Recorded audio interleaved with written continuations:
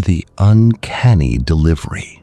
And I saw a woman sitting at a dining table, alone, in a room with no other furniture except that table and chair. She was eating her own dining table, slowly, methodically, splinter by splinter, and she smiled at me, jaw stretching a little too wide, a little too calm. I didn't drop the bag that night. I threw it, and I didn't look back once. After that night, I decided I was done. No more Faro Heights. No more 4,500 rupee orders. No more chewing sounds behind cracked doors. I turned off notifications for that zone, blocked the address on the app, told my manager I'd rather lose the bonus than go back. For 4 nights, nothing happened. I actually started sleeping again. Then, on the 5th night, my phone rang. Not a notification, a call from the delivery app's automated system, the one that's never supposed to call directly. A voice, flat and synthetic, said only one line. Order 4471 has been reassigned. Deliver to home. I checked the app. My address, my actual home address, was listed as the delivery point. I never entered it. I never saved it. The app had no record of me ever adding it. My hands were shaking so hard, I dropped the phone. Because underneath the address, in smaller text, it said, "Customer is already home. Customer is waiting." Chapter 5. The Last Ride. I should have called someone. A friend. The police. Anyone. Instead, I did the only thing that felt real in that moment. I got on my bike and rode home. Because some sick, cold part of me needed to know. Needed to see it wasn't true. The streets were emptier than I'd ever seen them. No stray dogs. No night guards. Just me, my headlight, and that suffocating sonata pressing in from every side. My building came into view, lights off, except my flat, my window, a single light glowing behind the curtains. I never leave that light on. I climbed the stairs slower than I ever had in my life. Each step felt like it was pulling me towards something I wasn't ready to see. My door was unlocked. I pushed it open. The smell hit me first. Metallic, wet, like raw meat left out too long. Then I saw him. Me. Sitting at my dining table. My exact face. My exact clothes. The same delivery uniform I was wearing right then. He didn't move at first. Just sat there, hands folded, staring at the door like he'd been expecting me for hours.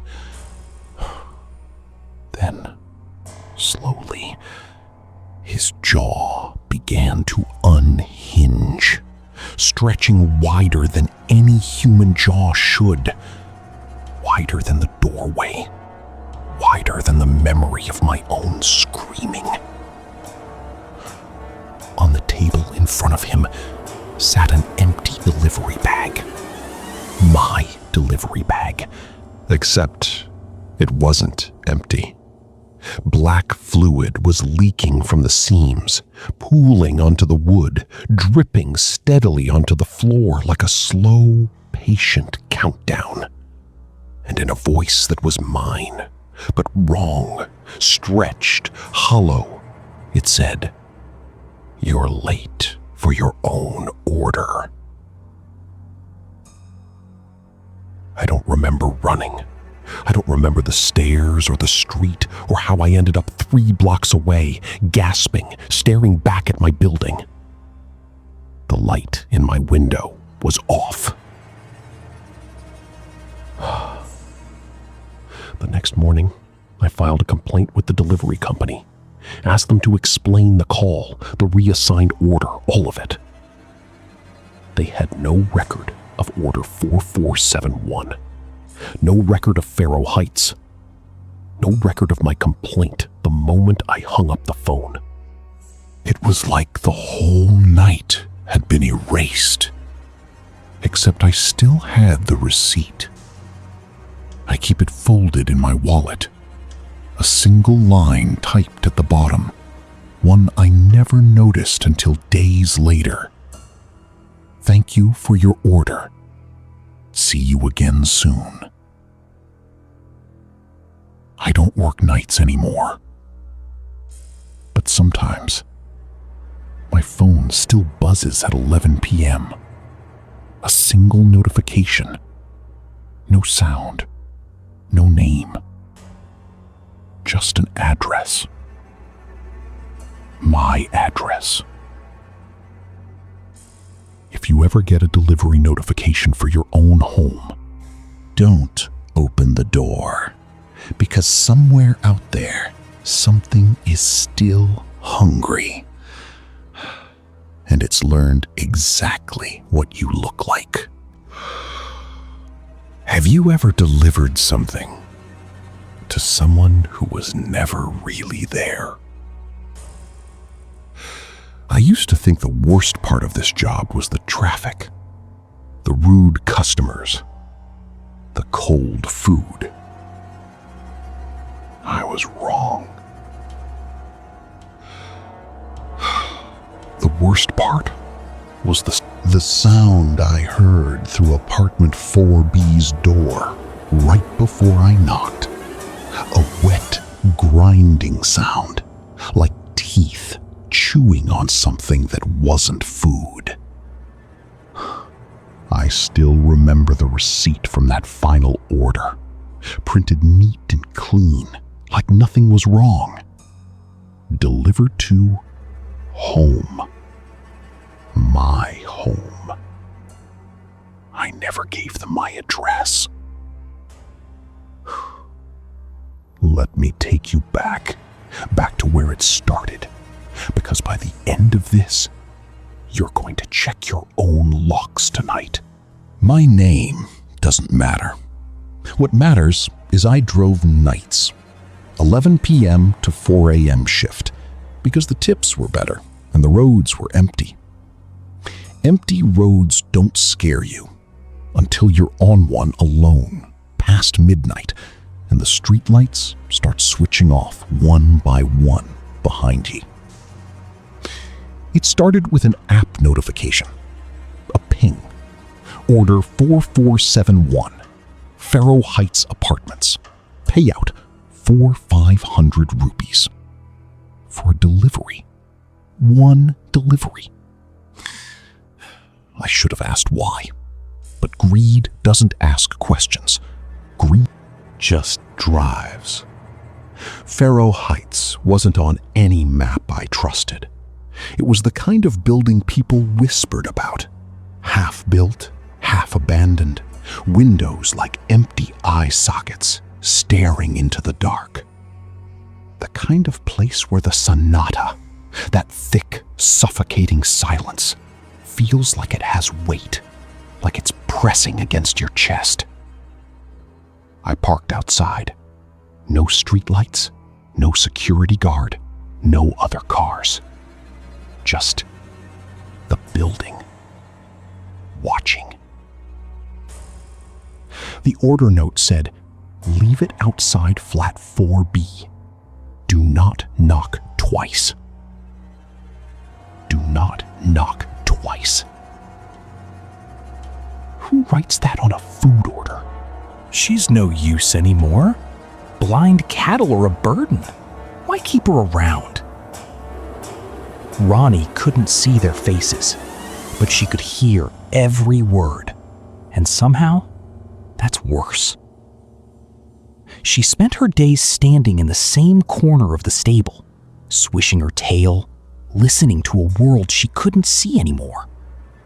The children of the village used to run. The elevator was broken, obviously. Of course it was. 4 floors of stairs in pitch dark, my phone torch shaking more than I'd like to admit. Every step echoed like the building itself was breathing with me.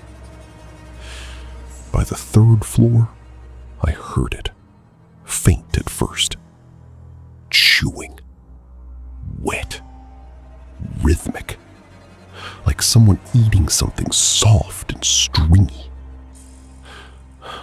I told myself it was another delivery, someone else's order, someone else's problem.